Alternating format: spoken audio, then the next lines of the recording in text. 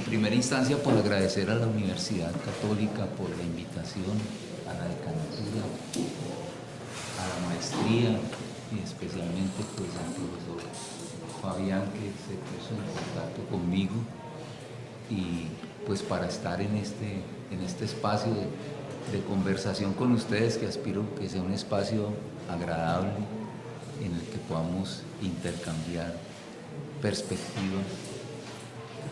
Así como decía Paulo Freire, todos sabemos y no sabemos, y lo que hacemos es intercambiar saberes y no saberes, ¿cierto? Y eso nos hace tener una relación distinta, sobre todo con el conocimiento, porque la pregunta que yo me estoy haciendo hoy en día pues es muy obvia, porque yo hoy en día ya a los 60 años me pienso en la obviedad, porque es la que está quedando por fuera, ¿cierto? Yo encuentro que hoy en día uno le dice a los chicos y a las chicas en un salón de clase, estamos vivos, y entonces pues la respuesta es obvio. Pero cuando uno se pregunta en qué condiciones estamos vivos, parece ser que la obviedad se puede pensar, ¿cierto? Porque entonces ahí la vida se va complejizando, ¿no? O todos comemos, obvio, ¿en qué condiciones comemos? Y ahí se va complejizando la realidad. Entonces, pues digamos que esa obviedad es el conocimiento. ¿Para qué? ¿Para qué producir conocimiento?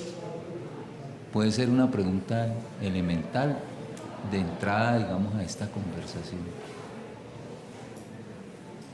Porque la pregunta por el para qué es una pregunta por el sentido de la producción de conocimiento, no es la justificación de la producción del conocimiento. ¿Qué sentido tiene producir conocimiento?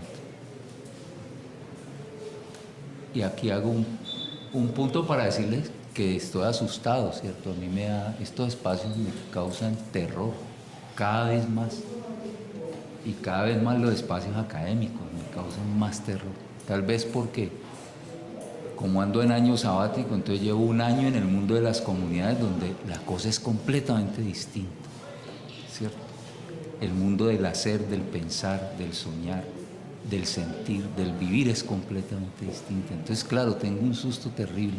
Me sacaron del Valle del Patía, viajé ayer 7 horas hasta Tuluá, y esta mañana pues me vine para cumplir esta cita con ustedes a esta hora, y luego con las y los estudiantes de la maestría. Y le decía al profesor Fabián que pues sí, me están sudando las manos, tengo esa gotica en la espalda que siempre me recorre cuando tengo mucho miedo y que va bajando lentamente, ¿cierto?, por todo el centro de la espalda, que lo único que la detiene es el resorte de los interiores, ¿cierto? Parece ser que hasta ahí llega, no baja más, para fortuna mía y no sé de quién más, ¿cierto?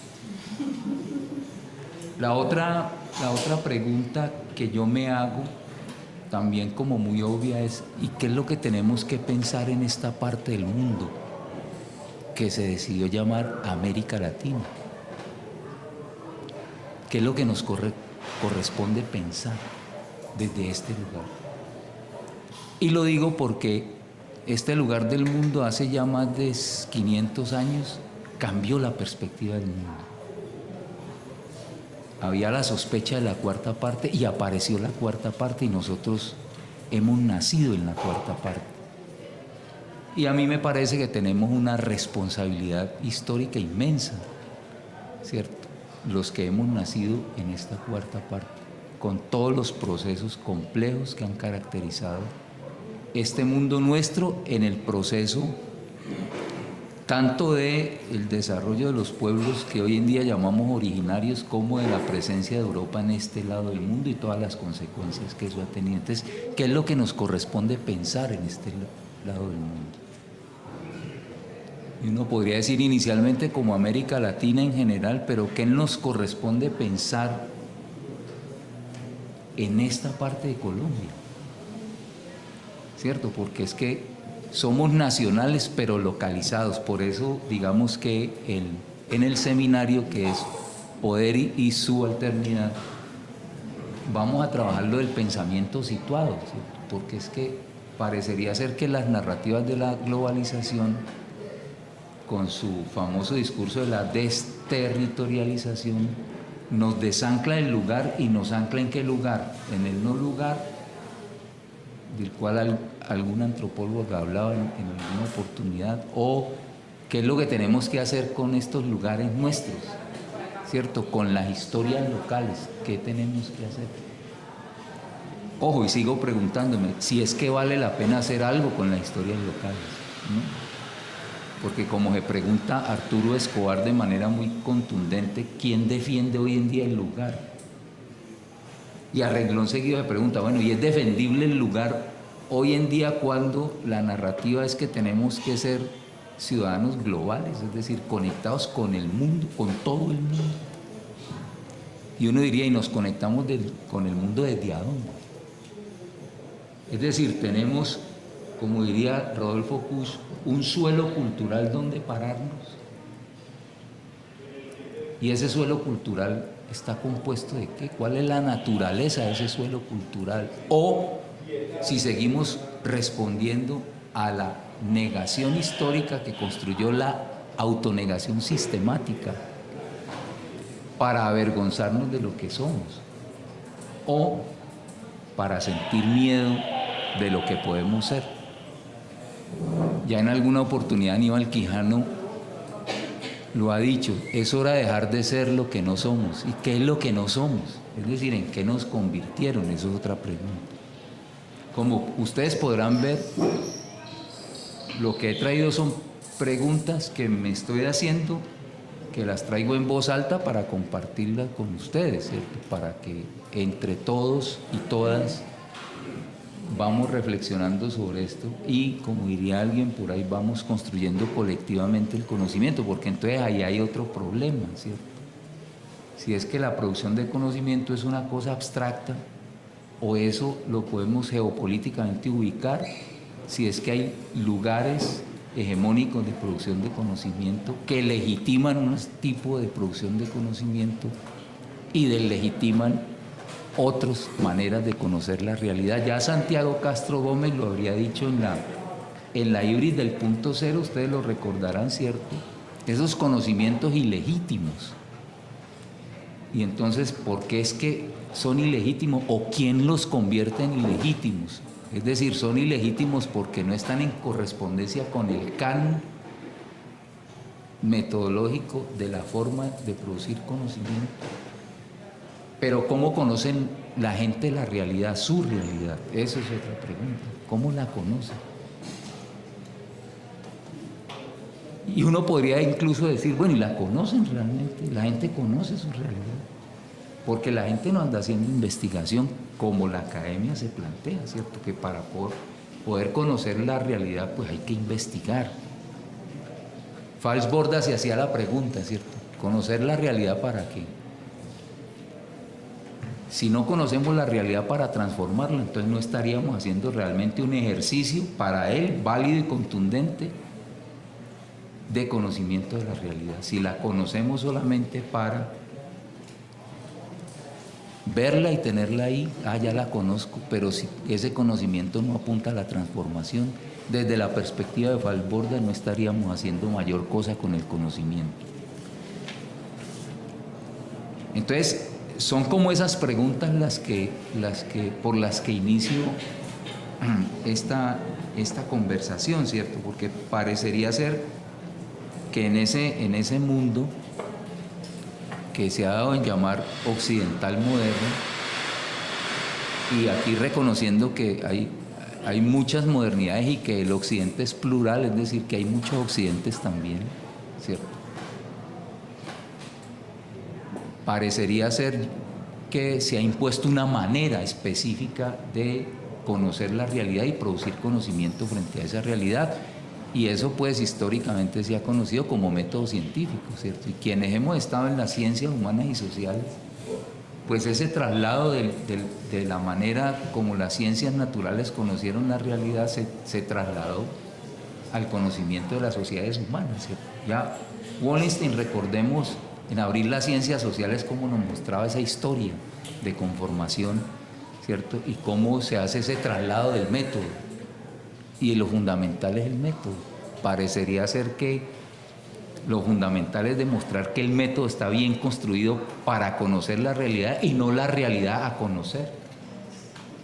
Y ahí tenemos unos, a mi modo de ver, yo puedo estar equivocado, es decir, todo lo que yo pueda decir esta tarde, ¿cierto? Es perfectamente debatible y rebatible, ¿sí? Y yo puedo estar equivocado, simplemente comparto una visión que no es una verdad, porque para fortuna mía las verdades se me fueron deshaciendo como a los 12 años, me fui quedando sin verdades, ¿sí? Cuando empecé a conocer lo que yo he llamado a lo largo de mi vida otros pasados posibles. Entonces hay otros pasados posibles, lo que pasa es que no lo hemos indagado, creo yo, suficientemente. Se me deshizo después de conocer la historia de la conquista, ¿cierto? Y ahí se me empezaron a deshacer un mundo de verdades. Bueno, inclusive pasando por el paraíso terrenal también, ¿no? Cuando empecé a poner en cuestión lo que aconteció en el paraíso terrenal, las verdades me fueron deshaciendo, y eso es bien interesante, uno quedarse sin verdades, ¿sí? Porque entonces lo que fui creando fue sospechas. Al no tener verdad, entonces me quedé con la sospecha, y bueno, esas son las que he ido arrastrando a lo largo del tiempo. Entonces, ¿será ese el único método posible? Es otra pregunta.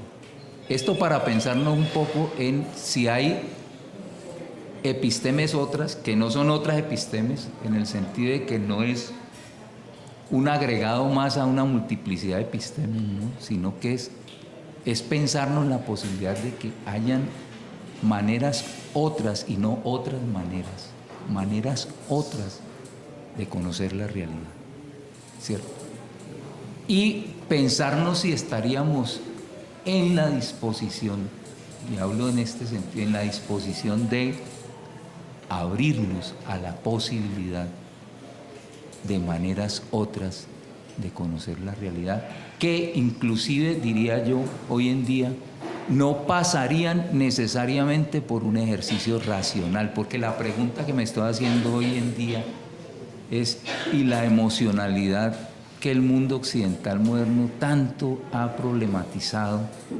Porque es que el mundo debe ser racional, ¿cierto? Por eso la matematización del mundo occidental, ese que nos ha tocado que vivir, ¿cierto?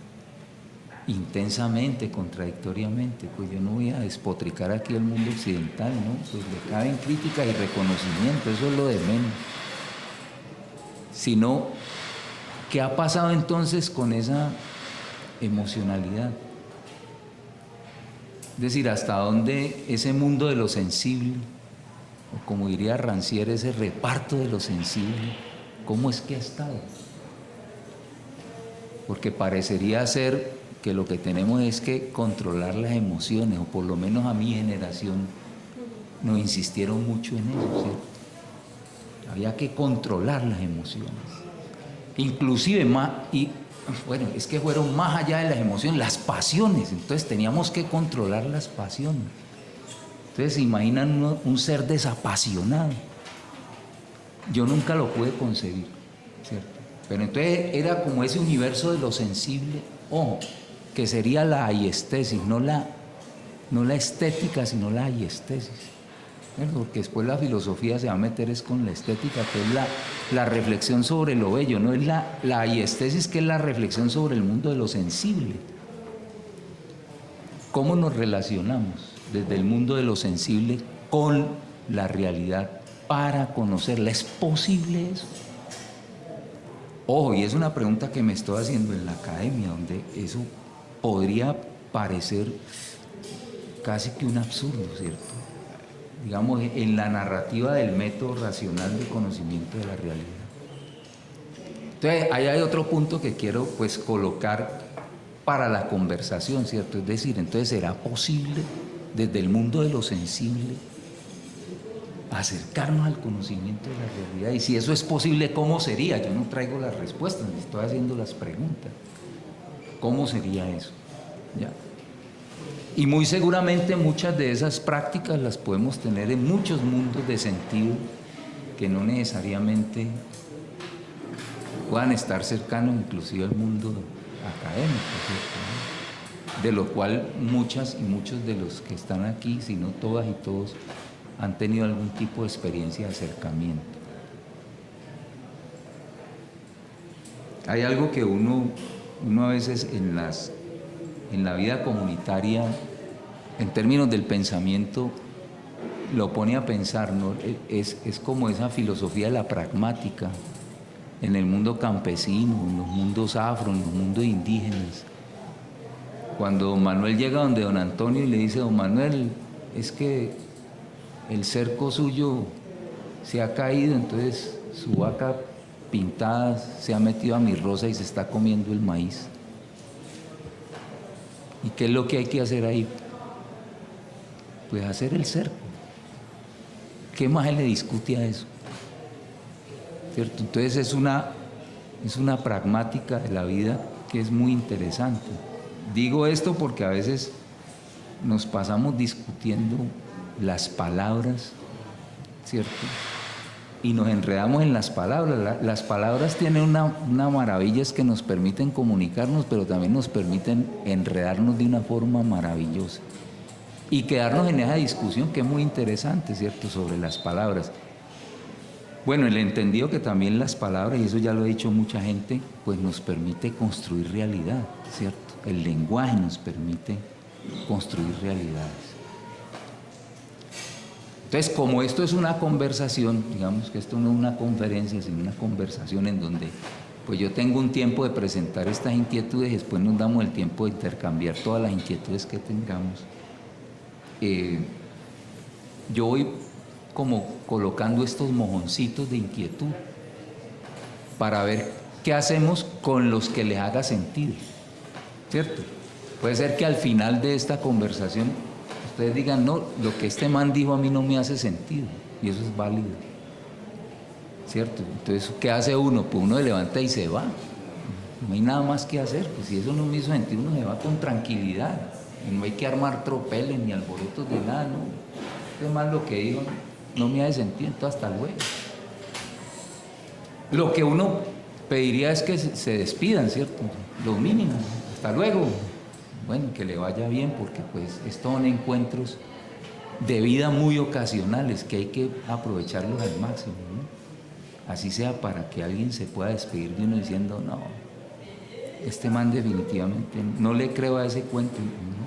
Esto, inclusive esto lo digo por mirando las redes sociales y toda la discusión que hay de cara al 27 de mayo, ¿no? Entonces uno se sorprende, ¿no? Uno se sorprende los niveles que hemos llegado, distintos niveles.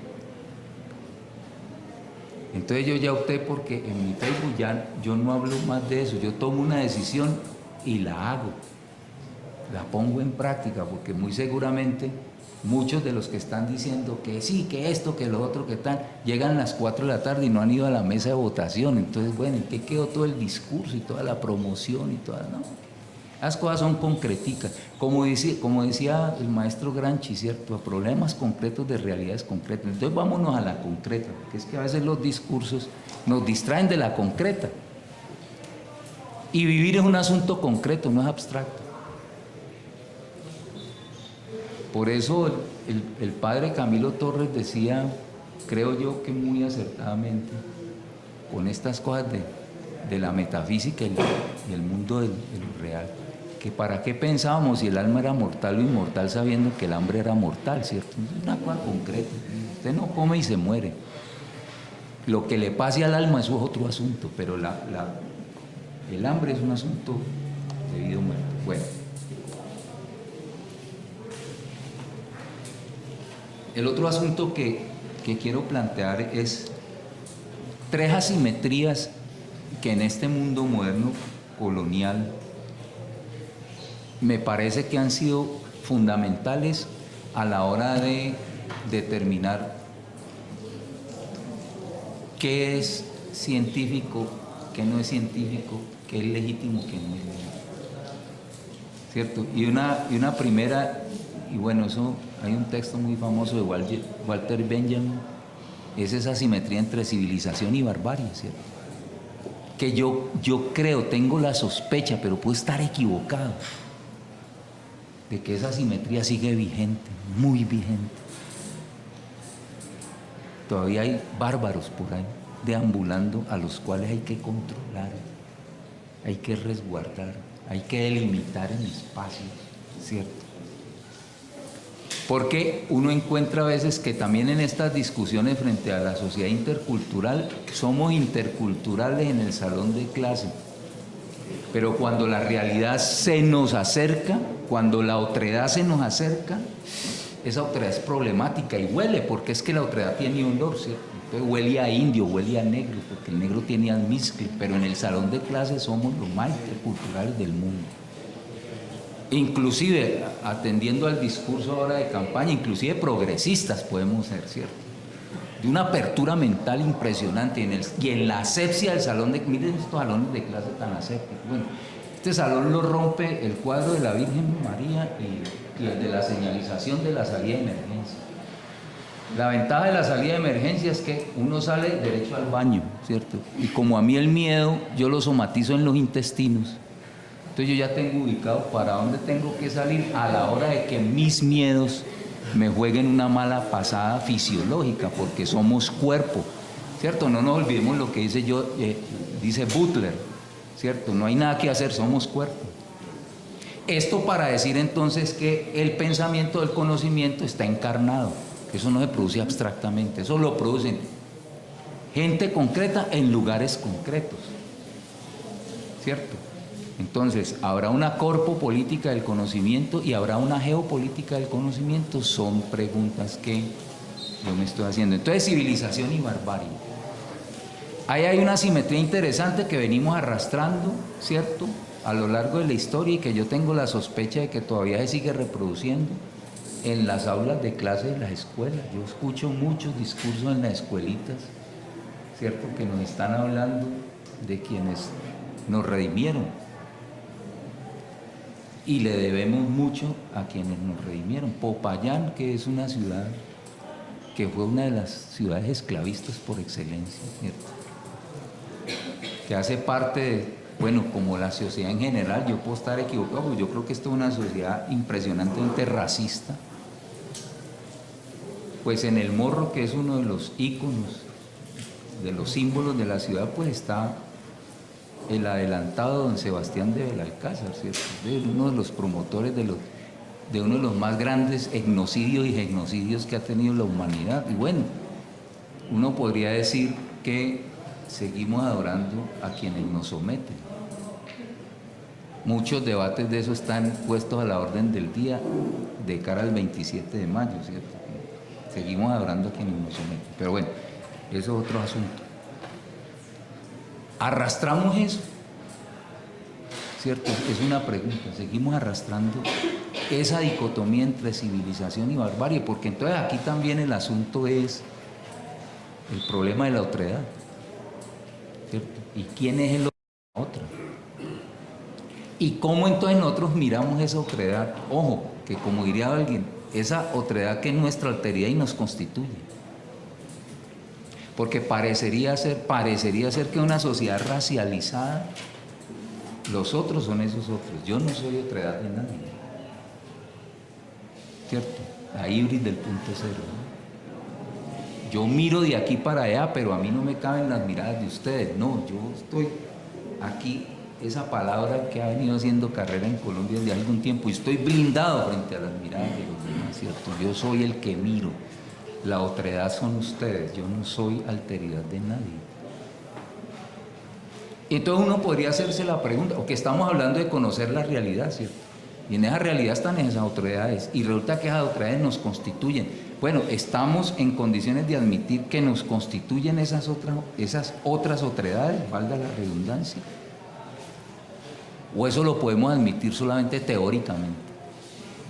Okay. Ahí está el asunto, por eso yo digo, la Constitución del 91 reconoció a lo que no conocemos. Y están los reconocimientos étnicos. Bueno, y conocemos nosotros esas comunidades que fueron reconocidas puede que haya una distancia grande, ¿cierto?, entre el reconocimiento y el conocimiento, lo que me vuelve a mí una paradoja, porque uno reconocería lo que vuelve a conocer, ¿cierto? Por eso el prefijo rey. Pero ¿hasta dónde nosotros estamos conociendo esa realidad? Si es que, y me hago esta pregunta para cerrar esa primera simetría, si es que esos otros son los bárbaros, si es que esos otros todavía siguen siendo los bárbaros, salvajes, ¿cierto? Bueno, entonces hay una primera simetría que me parece a mí que tiene que ver con esto del conocimiento y cómo se produce conocimiento, es decir, el conocimiento de la realidad. Si de pronto ustedes sienten que no tiene ninguna relación, pues intentamos ahora construirla para que la hagamos con una mínima relación de algo, ¿cierto? Bueno. La otra simetría es una separación que es bien interesante entre naturaleza y cultura, y ese ha sido una simetría y una separación bien cara al proyecto moderno.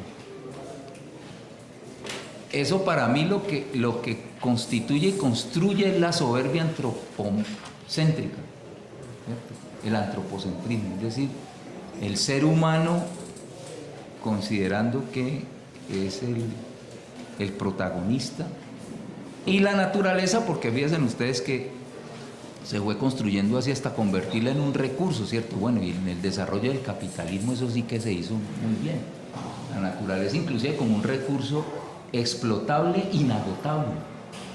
Y ahora nos damos cuenta que no, eso no era así, ¿cierto? Que la cosa se podía agotar, inclusive hasta el agua, ¿no? Yo recuerdo que mi mamá decía que el día que tomáramos agua en botella íbamos a estar jodidos. Y estoy tomando agua en botella. Mi mamá murió hace 2 meses y yo creo que estamos jodidos. Yo me lo decía mi mamá hace como 30 años. Esta es la representación de la mercantilización de la naturaleza, como dice Arturo Escobar, ¿cierto? Y tiene marca, mira. Ni siquiera es la marca del arroyo donde la cogieron, ¿cierto? Porque pues éticamente debería decir arroyo tal, ¿no? Para darle créditos al lugar, ¿cierto? No. Es una marca distinta. No es la marca del lugar, es la marca global. Entonces, ¿qué representa esa simetría entre naturaleza y cultura? ¿Qué representa, digo yo, para el proceso de conocimiento de la realidad, ¿cierto? Cuando entonces nosotros nos ponemos por encima, ojo, y aquí hay algo que es bien interesante y me parece que, bueno, hay mucha gente que viene reflexionando sobre eso. Me interesa en este momento como seguir la pista de Arturo Escobar cuando nos plantea, bueno, ¿cómo nos estamos relacionando con lo no humano?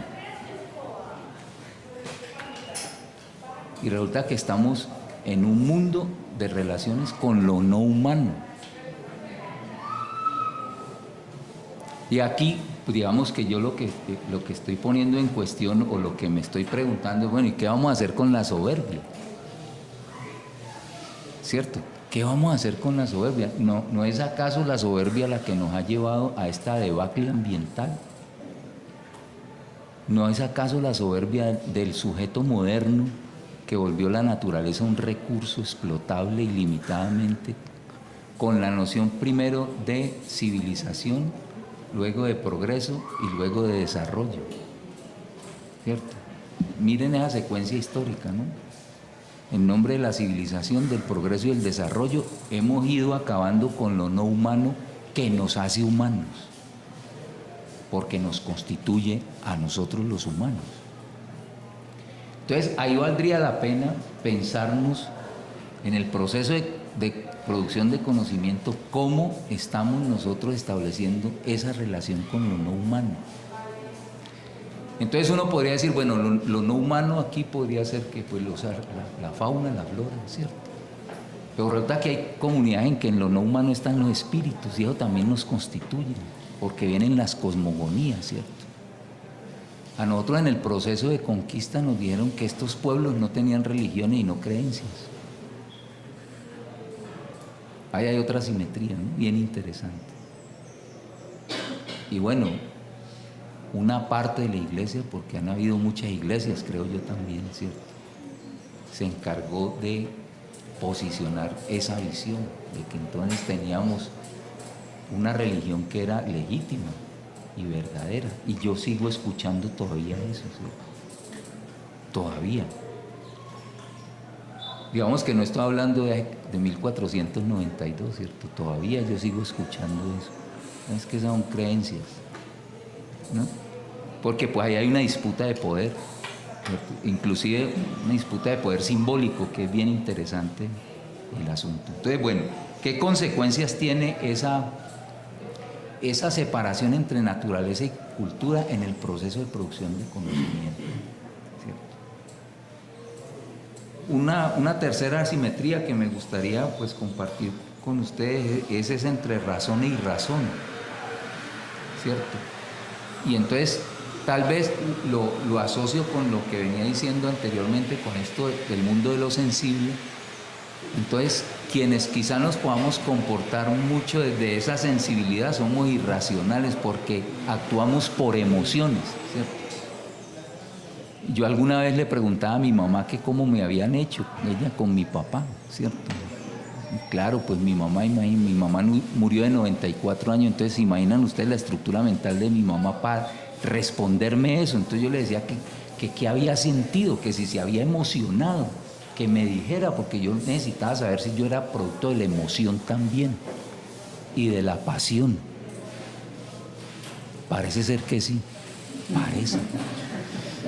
Ella no me dio una respuesta así certera, pero pues como por la expresión del rostro, claro, porque esa cosa del pudor que nos incorporaron ciertas visiones de mundo, esa mujer pudorosa no me podía dar una respuesta efectiva, así lo hubiera sentido grandemente. Entonces, porque es que parecería ser que ese pensamiento moderno occidental colonial es dicotómico, ¿cierto? ¿Es o no es? A nosotros en el mundo del arte nos queda muy difícil establecer esos opuestos absolutos, ¿no? Porque entonces o es blanco o es negro, no, puede ser gris. Uno puede tener una gama de grises impresionante, ¿cierto? Dependiendo de la retina uno va haciendo combinaciones y saca una gama de grises larguísima. Entonces, parecería ser que uno no, desde la perspectiva pictórica, uno no puede funcionar con esas asimetrías absolutas, con esas dicotomías, absolutas, ¿no? O es blanco o es negro, no puede ser gris. Gris más hacia el negro o más hacia el blanco. ¿Cierto? Bueno. Ahí tenemos entonces una asimetría que me parece que ha tenido unas consecuencias bien interesantes, que pueden seguir funcionando hoy en día. Fíjense ustedes que yo no estoy haciendo afirmaciones contundentes. Pues no es que esté tibio aquí.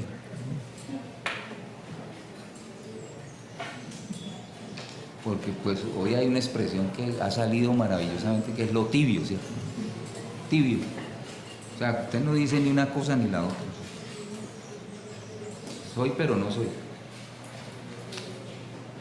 Y ese es el binarismo también entre conocimiento y saber. ¿Cierto? Porque entonces parecería ser que la ciencia produce conocimiento, pero las comunidades producen el saber. Y un saber que es de dudosa procedencia porque no se puede demostrar, ¿cierto? Es decir, no tiene una demostración metódica de acuerdo al canon occidental de conocimiento de la realidad. Entonces, por ejemplo, los mundos cosmogónicos de las comunidades, ¿cómo aproximarnos a esos mundos si es que tenemos la intención de conocer otras formas de mirar la realidad y el mundo? Y esto lo digo pensando, ¿cierto?, en que, bueno, yo me voy a encontrar con unos estudiantes y unas estudiantes de maestría que van a hacer investigación,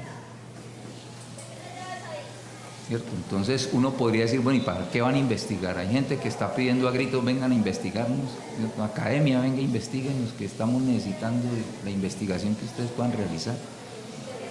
Entonces, ahí hay una asimetría que me parece interesantemente problemática entre conocimiento y saber, porque, ojo, es asimétrica porque entonces el saber todavía no alcanza la categoría de cientificidad que es lo que se busca, ¿cierto?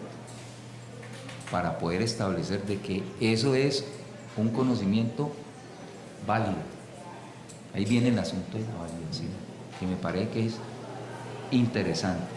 Entonces parecería ser que hay unas epistemes hegemónicas y hay otras que no ocupan ese lugar. Ojo, si es que podríamos nombrarla como epistemes, ¿cierto? Porque muy seguramente en el mundo de sentido de las comunidades esa palabreja ni existe. Bueno, es más, ni siquiera les interesa en algunos casos, ¿no? Bueno.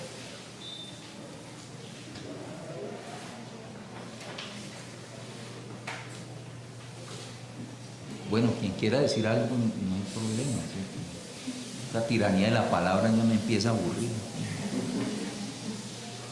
Bueno, esto para decir entonces algo que puede ser muy problemático, ¿cierto? Yo creo que, pues que hemos sido colonizados de muchas formas, y arrastramos, digamos, ese peso histórico de procesos de colonización diversos. Ahora se está hablando de neocolonialismo, ¿cierto? La pregunta sería si para poder avanzar en pensarnos maneras otras de conocer la realidad, tendríamos que hacer un ejercicio de despojarnos de esa colonización o esas colonizaciones. Alguna vez yo le escuchaba a alguien en Popayán decir: yo no he sido colonizado. Yo decía: no, pues eso es una maravilla, ¿cierto? Pues es una maravilla encontrarse a alguien que pueda afirmar con esa consistencia que no ha sido colonizado. Yo me hacía la pregunta: bueno, ¿dónde estudió? ¿En qué escuela estudió? ¿Cierto? Si uno podría decir, y aquí sería una invitación a que repasáramos, o si se quiere, como decía el maestro Foucault, hiciéramos una genealogía de nuestro proceso educativo y formativo, a ver con qué nos vamos encontrando, inclusive porque la pregunta sería: ¿qué tanto de América Latina ha habido en ese proceso de formación? ¿Qué tanto de América Latina en la historia y qué tanto de América Latina en el pensamiento de la gente que ha hecho la historia en esta cuarta parte, en este lugar del mundo? Entonces, hay alguien que ha hablado de las epistemologías fronterizas, ¿cierto? Que es Walter Miñolo, un semiólogo argentino. Y a mí me parece interesante el planteamiento, me sigue pareciendo interesante el planteamiento de Enrique Dussel con relación a la exterioridad, es decir, ese mundo moderno construyó una exterioridad relativa y constitutiva, y ahí colocó a una gente y a unas formas de ver el mundo, de pensarse el mundo.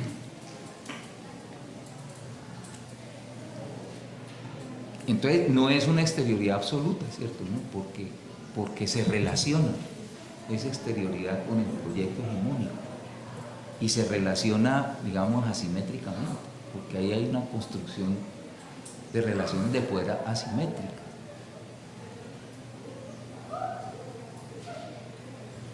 Me hago la pregunta: ¿valdrá la pena tender una mirada frente a esas exterioridades para ver ahí qué hay?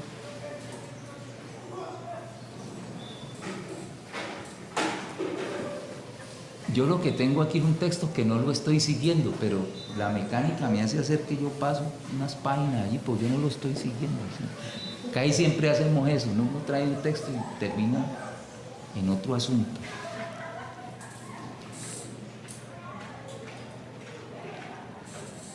Bueno, entonces, con estas cosas, ¿cuánto tiempo tiene? Ya casi, ¿no? Todavía tengo 30 minutos. Entonces uno podría decirse: bueno,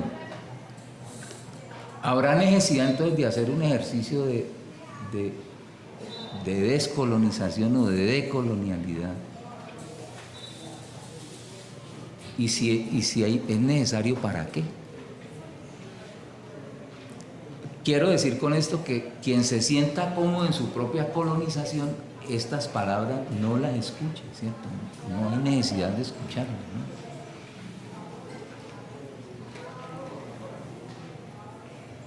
Hay un elemento, y voy a traer aquí a Stuart Hall, este pensador jamaiquino, negro, jamaiquino británico, que yo creo que ha sido uno de los grandes pensadores del siglo XX y que creo que debemos estudiar. Le debemos estudiar a Stuart Hall, estudiar su pensamiento más profundamente. Y él nos dejó muy claramente establecidos los estereotipos, la estereotipación, ¿cierto? Entonces él dice que hay estereotipos positivos y negativos. Lo que me interesa aquí es, porque como en el conocimiento de la realidad, yo lo que estoy poniendo ahí es la discusión sobre la relación con la otredad, ¿cierto? Digamos que entre líneas, eso es lo que a mí me preocupa. Entonces, ¿cómo nos relacionamos con la otredad en ese proceso de conocimiento de la realidad? Entonces él decía que el estereotipo es una imagen reducida y congelada de esa otredad, que puede ser un estereotipo positivo de los negros son alegres, y eso es reducido, pero es positivo, pues, porque son alegres, pero son perezosos. Estereotipo negativo. Y miren esas paradojas, no es que el lenguaje es bien interesante. Entonces decimos estereotípicamente o racistamente, decimos los negros son perezosos, pero cuando queremos poner el ejemplo de trabajar mucho, trabaja más que un negro. Entonces uno dice, bueno, entonces ¿cómo eso? ¿Son perezosos o trabajan mucho? Defínase pues, porque eso hay como una tibieza ahí, ¿cierto? ¿Son o no son? ¿Cómo es el asunto? ¿Ya? Pero así funcionamos, fíjense ustedes, ¿no? O sea, parecería ser que nos han ido formateando para poder asimilar eso. Es perezoso, pero trabaja mucho. Y el asunto problemático de la estereotipación de la realidad es que naturalizamos los estereotipos. Entonces yo creo que hay que desnaturalizar la vida, porque tenemos muchas naturalizaciones. Es decir, vamos admitiendo que la realidad es así porque es así, ¿cierto? O como alguien dijo recientemente, pues porque son cosas de Dios. ¿Qué hacemos, cierto? La pobreza es una cosa de Dios, eso no tiene que ver con las estructuras económicas, políticas, ¿no? Eso, cuando no podemos dar explicación de lo que nos acontece en este mundo fenomenológico, pues buscamos de qué agarrarnos, ¿cierto? ¿Y quién más que Dios para cargarle todas las cosas, ¿no? Así como decía la mamá de Pablo Escobar, todo lo malo que pasa a este país se le achacan a mi hijo. La señora tenía claro el asunto, ¿cierto?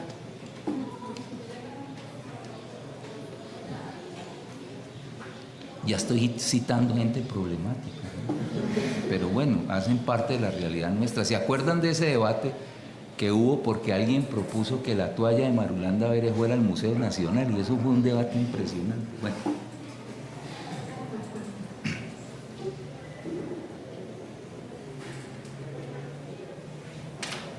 Bueno, entonces, con estas cosas uno podría plantearse, bueno, ¿qué hacer? ¿Y qué hacer con los estereotipos que nos constituyen, que tenemos? Si es que alguien, digamos, siente que está viendo estereotípicamente la realidad. Porque el problema de eso con la naturalización es que no nos lo pensamos, es decir, actuamos estereotípicamente. Entonces, por ejemplo, frente al asunto del racismo, yo recuerdo alguna vez en una comunidad en el Ecuador que alguien me decía, aquí nosotros no somos racistas porque no hay ni indios ni negros. Ya. Entonces, el racismo no se daba por ausencia de, ¿cierto? Aquí no somos racistas porque no hay ni indios ni negros. Si hay algo que se aproxime a las realidades de ustedes, bueno, eso es coincidencia, porque es la palabra de moda ahora, ¿cierto? Es coincidencial. Entonces, es como pensarnos eso, porque yo digo, bueno, ¿cómo producir conocimiento con una estructura estereotípica como la que podemos tener? Porque entonces el estereotipo parecería ser que nos está de alguna manera, no sé si determinando, pero de alguna manera nos está haciendo construir una visión de la realidad, ¿cierto? Y entonces desde la perspectiva de Stuart Hall sería una visión reducida y congelada de la realidad. Ahí es donde uno, en términos, ojo, en términos de la producción de conocimiento, de la investigación, para hablar en términos académicos, uno podría pensarse, entonces, bueno, entonces, ¿cómo será posible producirse un diálogo de saberes con los niveles de estereotipación que podemos tener frente a la realidad?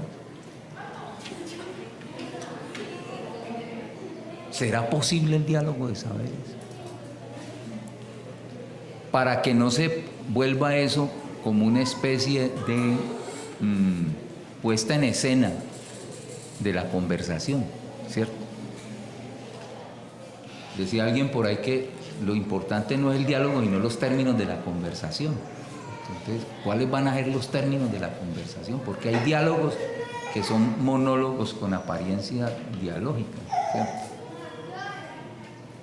Y podemos estar entrampados en esa naturalización. Aprovechando entonces estos tiempos de mundial, porque estamos en tiempos de mundial, en modo mundial, ¿cierto? Yo quiero plantearme estos otros dos aspectos, a ver cómo lo podemos mirar, que vendrían como del mundo del deporte y en este caso fundamentalmente del fútbol, ¿cierto? Hay dos situaciones en ese deporte que a mí me llaman mucho la atención, que es el fuera de lugar y el desmarcarse, ¿cierto? El desmarque. Entonces, uno es problemático porque es penalizado, ¿cierto? Digamos, yo me adelanto y quedo en fuera de lugar, entonces el fuera de lugar invalida cualquier jugada. Y el otro es sencillamente que yo me quito de una marca que me está agobiando para poder yo recibir el balón y hacer una jugada. Y entonces yo me hago esta pregunta: ¿es posible ponernos en fuera de lugar epistémico?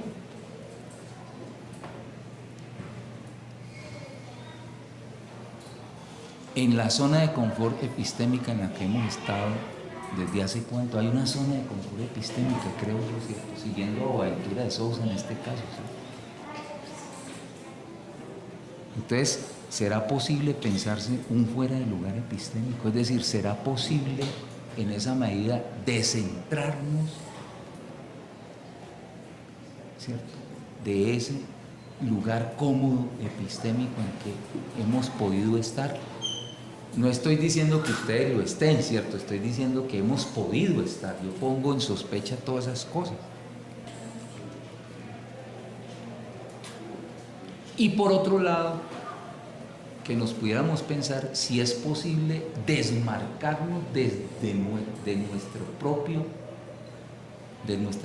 formación. Es posible desmarcarnos de nuestra propia formación. Ahí viene el problema del disciplinamiento, es decir, hemos estudiado en disciplinas, eso significa que nos disciplinaron, eso significa que tenemos una mirada disciplinar del mundo. Y uno podría decir, bueno, de eso ya ustedes saben, se ha escrito mucho, se ha discutido mucho, que hoy en día ya desde una mirada disciplinar no podemos comprender la complejidad de la realidad. Por eso, bueno, se viene hablando desde hace mucho tiempo del interdisciplinar, ya otros están hablando de lo transdisciplinar, y todavía no hemos logrado construir la interdisciplinariedad, y ya está hablando de la transdisciplinariedad, pero bueno, son parte de las discusiones, ¿cierto?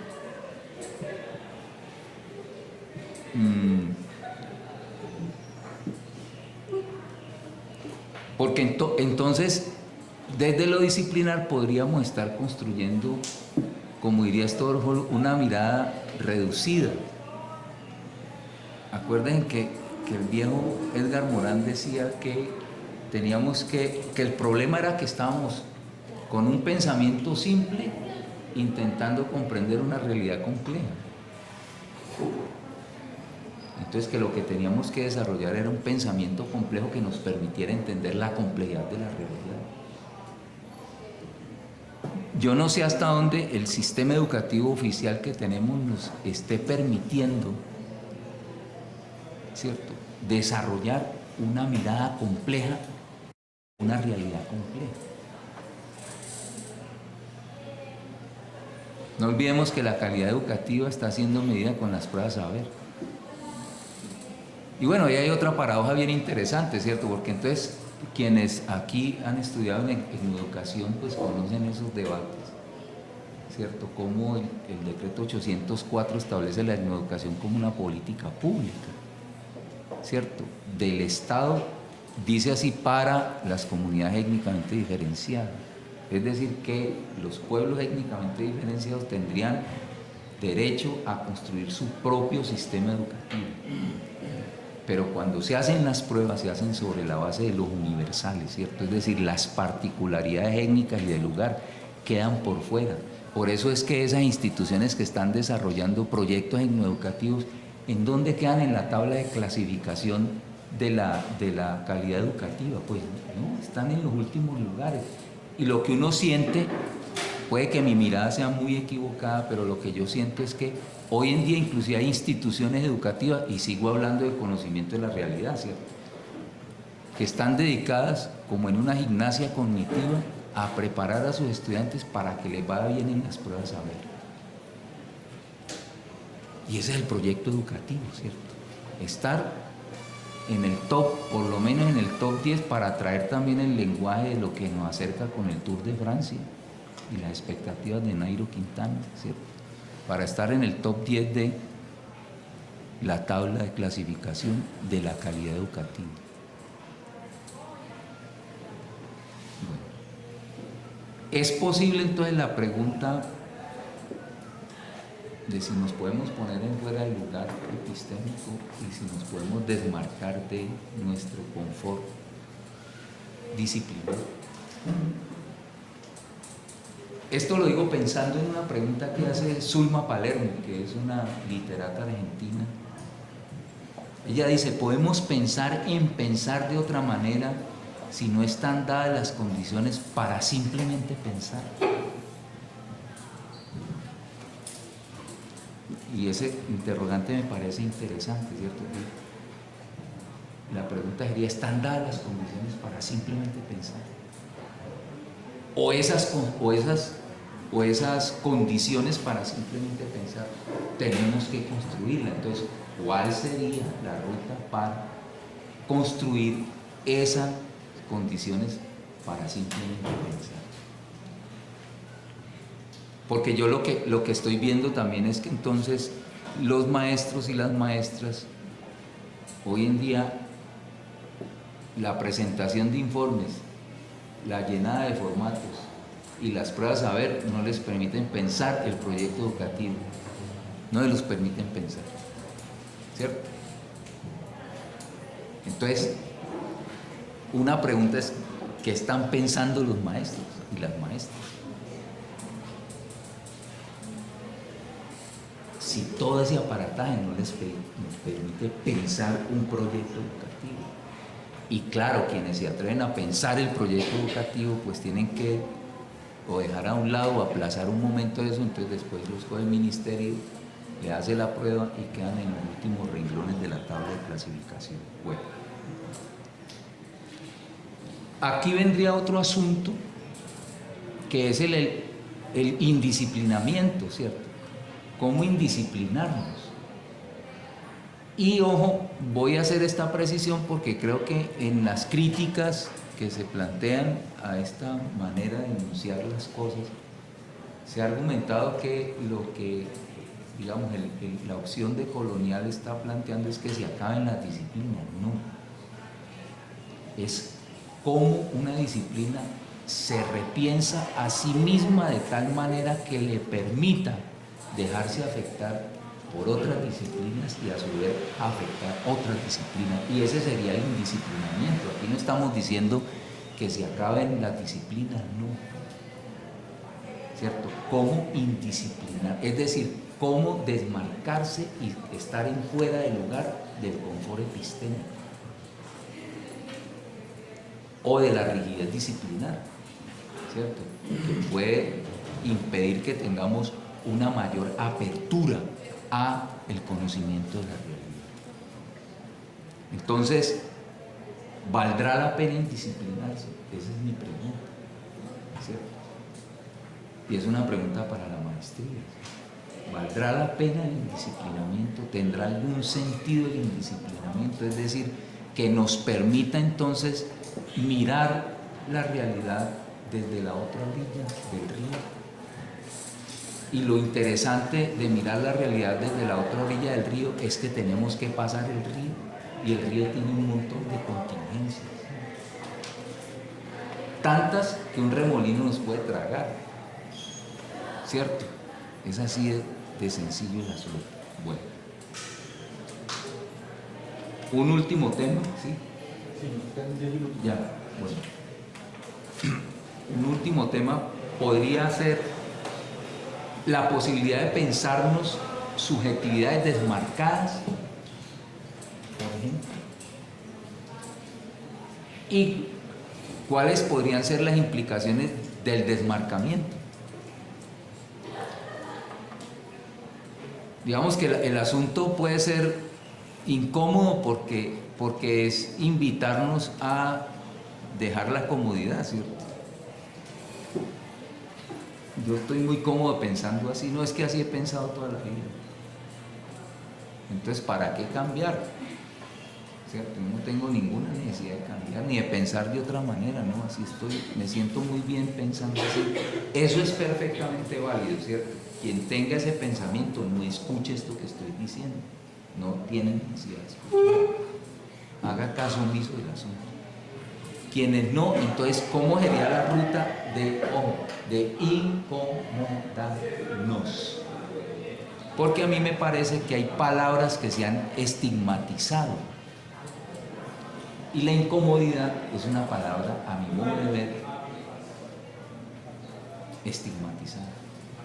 Porque es que parecería ser que la ruta existencial es estar cómodos y no incómodos o incómodas, ¿cierto? Entonces, ¿cómo incomodarnos? ¿Cómo hacer para sentir la incomodidad permanente? Ojo, podríamos preguntarnos, bueno, ¿y entonces no habría ningún atisbo de comodidad? Claro que sí. Claro que sí. Yo no estoy diciendo que deshagamos la comodidad. Yo aquí estoy muy cómodo, tan cómodo que me quiero incomodar yo, ¿cierto? Para poder establecer una dinámica. Ojo, lo que yo puedo ver de problemático es que esa comodidad nos puede volver paralizantes, y ese es el asunto para mí problemático, ¿cierto? ¿Sí? ¿Cómo esa comodidad nos puede volver paralizantes? Es decir, no nos movamos, que así estamos bien, ¿cierto? Así estamos muy bien, mire, pase lo que pase, llegue el que llegue, así estamos bien, ¿cierto? No hay que cambiar nada porque las cosas están bien así. Esta incomodidad me llevaría a mí a pensar en un asunto que dejo aquí ya solamente en punta, que he venido trabajando, y es el tema de la reexistencia. Y el tema de la reexistencia tiene que ver con que para mí no es suficiente resistir si no nos inventamos la vida de una manera distinta. Es decir, tenemos que producir una forma radical de existencia que nos permita que no nos estén diseñando la vida y que nosotros no tengamos participación de ese diseño. Y creo yo que el capitalismo contemporáneo nos está diseñando la vida y nosotros no estamos participando de ese diseño. Entonces, reexistir es inventarse permanente y radicalmente la vida. Y el fundamento de la reexistencia para mí estaría en lo que el historiador afrocolombiano Santiago Arboleda ha denominado las suficiencias íntimas, que no son otras cosas que todo el acervo sociocultural que las comunidades tienen y que les permite desde allí construir su mundo de sentido. Aquí estaríamos hablando, ¿cierto?, de una autonomía existencial.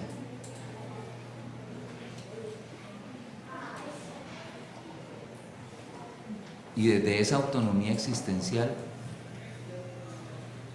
tal vez cabría la pregunta que le coloqué a esta conversación: epistemes otras, interrogante, epistemes disruptivas. ¿Habrá la posibilidad de la existencia de epistemes disruptivas? Y esto, para cerrar, es un asunto de orden ético y político, porque yo no puedo delegar la ética de la política. Muchas gracias.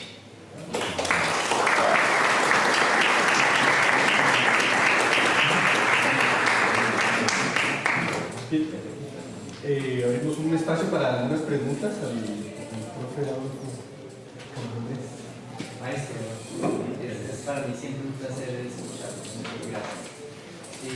Maestro, dos cosas. Yo siento que desmarcarnos y estar en fuera de lugar epistémicamente creo que viene siendo posible en los saberes sociales instalados en la institución. Lo digo por las teorías contemporáneas en ciencias sociales que hoy emergen: estudios culturales, estudios subalternos, estudios postculturales, postcoloniales, etc. Ahí siento que hay una posibilidad de desmarque y de fuera de lugar. Sin embargo, creo que donde no hay posibilidad de desmarque ni de fuera de lugar, y que quizás nos lleve otra vez entonces a otra vez instalarnos en esa epistemología hegemónica, es en la metodología. Siento que hay una suerte de paso del monopolio teórico al monopolio metodológico, porque aún cuando esas otras vías posibles de pensar, de nombrarnos, de enunciarnos, como las que proponen las teorías contemporáneas en ciencias sociales, aún cuando aparecen esas otras maneras de nombrar, seguimos anclados en la apuesta metodológica otra, hegemónica, positivista. Y un ejemplo de ello es, digamos, la apuesta que hoy se instala con mucha fuerza en la academia y en la ciencia, y es las investigaciones mixtas, por ejemplo. Tienen que estar allí siempre amarradas, entre otros ejemplos. Siento entonces que damos un paso, quizás de ese monopolio teórico, epistémico, nombramos de otra manera, enunciamos de otra manera, pero metodológicamente siento que no es posible aún estar en ese fuera de lugar y en esa desmarca que usted nos propone. Eso por un lado. Y por otro lado, maestro, me gustaría ver si existe entonces en la apuesta que usted hace, que es con la que cierra, de la reexistencia, pero usted también ha hablado de la pedagogía de la reexistencia. Quién sabe, yo lo sigo en esa pedagogía de la reexistencia, con el reconocernos, como lo nombró ahora también, puede allí estar un atisbo de, es que cuando metemos la palabra metodología o volvemos a estar instalados allí, pero puede aparecer un atisbo entonces de distanciamiento y de fuera de lugar con la pedagogía de la reexistencia desde el punto de vista metodológico. Bueno, frente a la primera inquietud, uno podría pensar si, digamos, los riesgos de la institucionalización, ¿cierto? Porque entonces la pregunta que podría uno hacerse para la academia es por su estatuto epistémico. Digamos, hasta dónde una institución académica se pone en riesgo en términos de intentar construir escenarios distintos, ¿cierto? Porque de todas maneras es canónico, son espacios de poder vertical, de alguna manera, ¿cierto?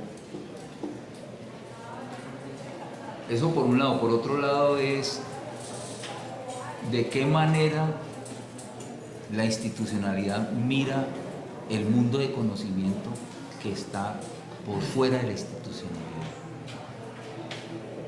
¿cierto? Porque me parece que ahí hay unas realidades preñadas de conocimiento, pero que no se ajustan, y aquí voy a engarzarlo con la segunda inquietud, no se ajustan al método.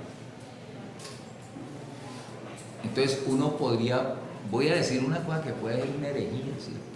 No sé, pero la voy a decir, que a esta hora. Bueno, si es que las hay. ¿Podrá haber producción de conocimiento sin método? Hablando en términos de lo que interpretamos cuando pronunciamos la palabra método. Y entonces yo voy a pluralizar las cosas. Hay métodos, muchos métodos de conocimiento de la realidad. Digamos, el mundo de las comunidades nos lo va enseñando, nos los puede ir enseñando, porque la gente tiene una manera de, si es que entendemos el método como una manera de hacer algo, manera de, para hablar en lenguaje más coloquial, ¿cierto? Podría uno pensar, bueno, ¿cómo le bajamos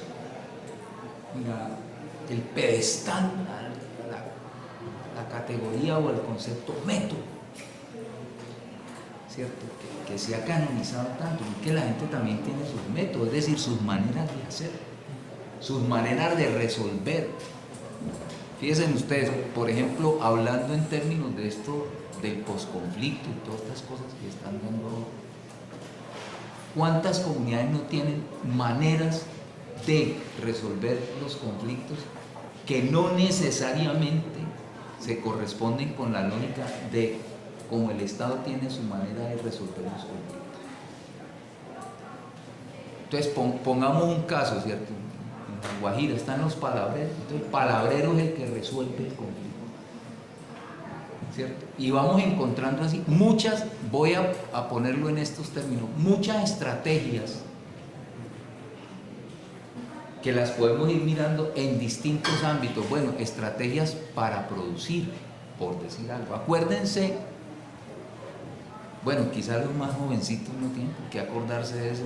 Yo hablo, a veces digo acuérdense como si todos tuvieran 60 años o todas, no. ¿Qué fue la Revolución Verde? El intento de industrialización del campo y la racionalización del sistema productivo para incrementar el rendimiento por un lado y el capital por otro. ¿Qué fue lo primero que dijo la Revolución Verde? Las prácticas culturales son un obstáculo al desarrollo, ¿cierto? Porque entonces usted no tiene que esperar a que esté en cuarto creciente para sembrar, porque entonces el campesino dice que en cuarto menguante la cosecha no se da de la misma manera porque está menguando, no está creciendo. Eso es una lógica, ¿no? Y la luna mueve una masa tan importante como el mar, por ejemplo, ¿cierto? Como el agua que constituye la tierra. Bueno, esas lógicas, esas racionalidades, que uno podría decir racionalidad es otra, eran creencias. Entonces eso había que eliminarlo, porque es que usted puede producir en cualquier momento. Entonces, para producir en cualquier momento, ese era por un lado, producir en cualquier momento. Por otro lado, había que producir, y esa es parte de la matematización en el proceso productivo, ¿cierto? No al boleado, sino por surcos, y los surcos tenían una medida. Con todo eso que va llegando, todo un paquete tecnológico y de esfoliantes, abonos, no sé qué, para el rendimiento de la producción. Bueno, para hacer reducida la historia, la Revolución Verde fracasa. Y después del fracaso de la Revolución Verde, ¿en qué momento estamos? En las tecnologías limpias. ¿Y qué son las tecnologías limpias? Método, las maneras como nuestros abuelos cultivaban, que fue lo que la Revolución Verde dijo que era un obstáculo al desarrollo, ¿cierto? Entonces, ojo que los abuelos cultivaban con controles biológicos, entonces por eso sembraban ajipique en medio de un cultivo, ¿cierto? Porque el ajipique es un control biológico, el ají es un control biológico. Entonces ahora las tecnologías limpias, ¿cuáles son? Uy, el invento, ¿cierto?, de la producción contemporánea, tecnologías limpias y orgánicas. ¿Con qué abonaban las abuelas? No la abonaban con el residuo de la cocina, por eso es que las ventanas en el mundo, las cocinas en el mundo campesino tienen ventanas, ¿cierto? Porque la señora está pelando y está tirando, ¡pum!, para que coman las gallinas, pero para que se abone la tierra también. Esas son las tecnologías limpias, y eso fue lo que en la década del 60 dijeron que eso era un obstáculo al desarrollo.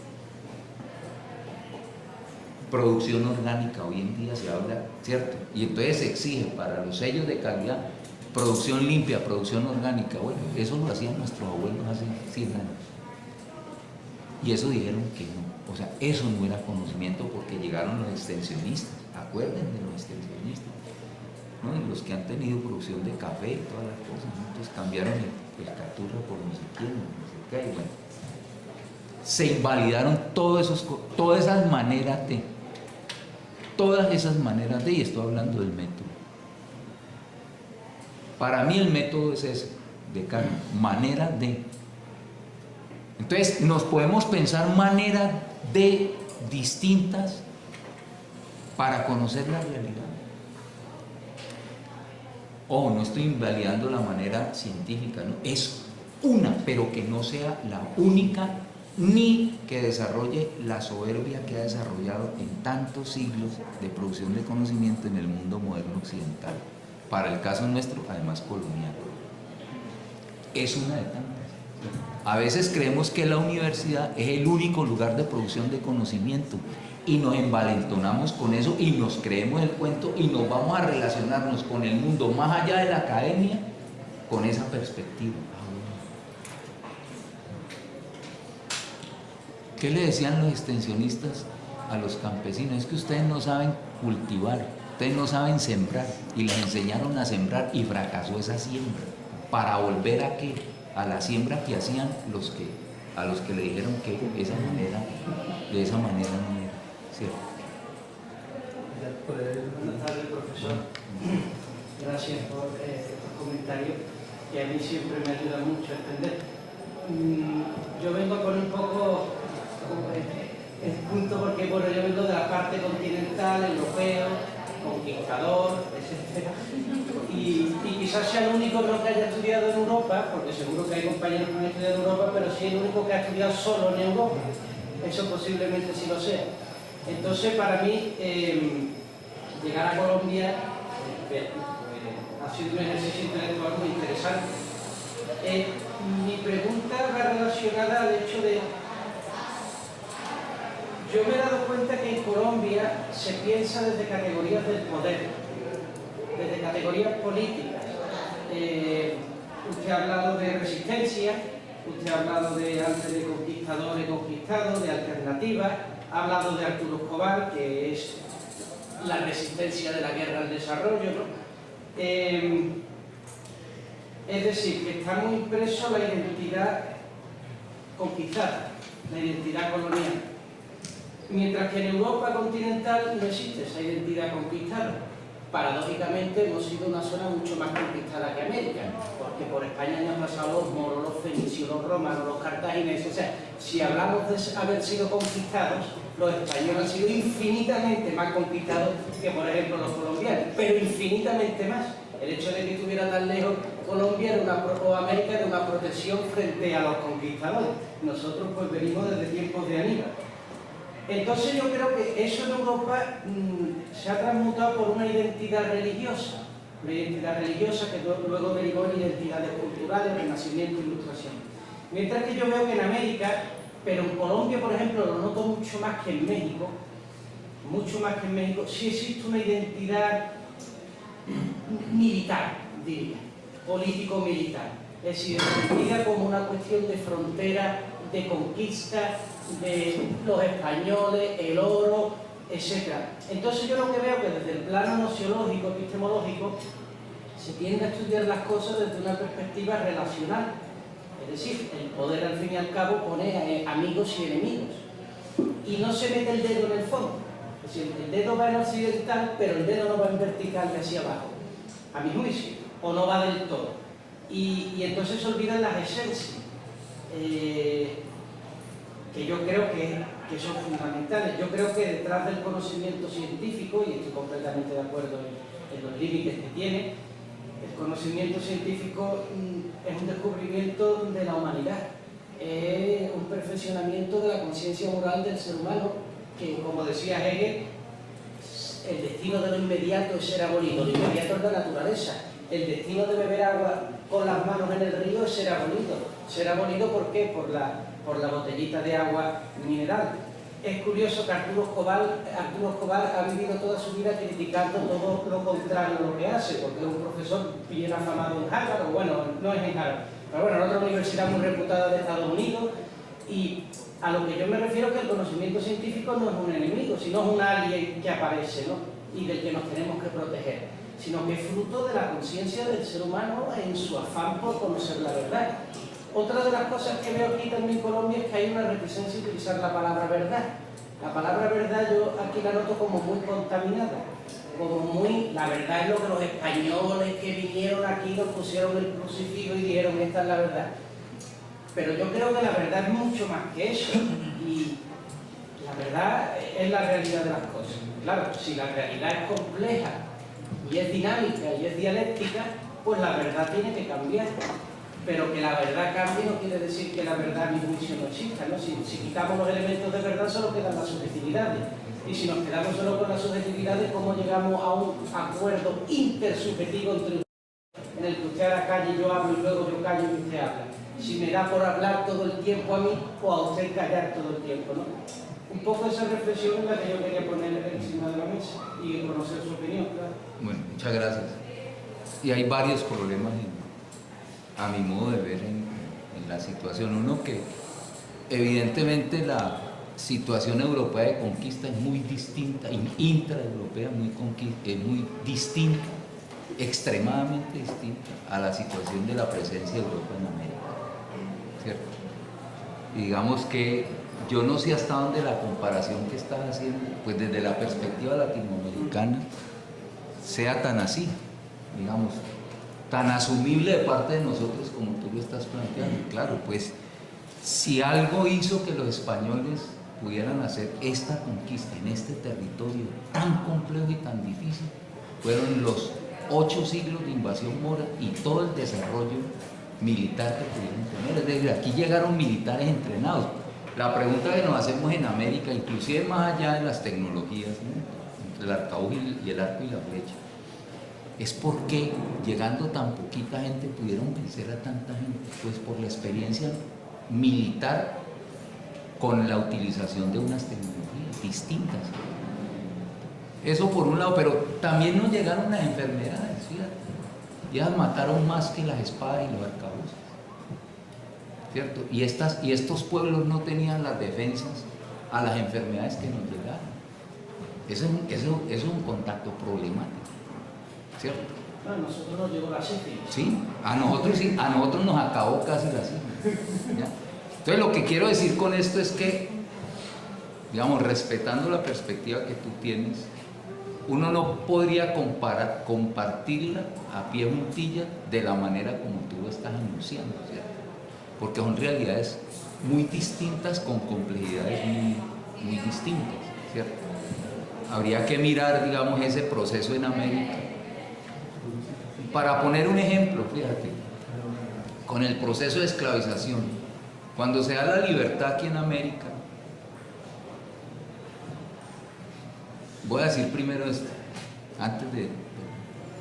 hablando con un sociólogo mozambiqueño en Salvador de Bahía, me decía, bueno, ¿ustedes por qué es que discuten tanto esa vaina del África y el proceso de esclavización si en la historia de nosotros no tenemos ese registro? O sea, para ellos eso no es que hayan salido 8 millones de esclavos de eso no significa lo mismo que significa para nosotros, ¿cierto?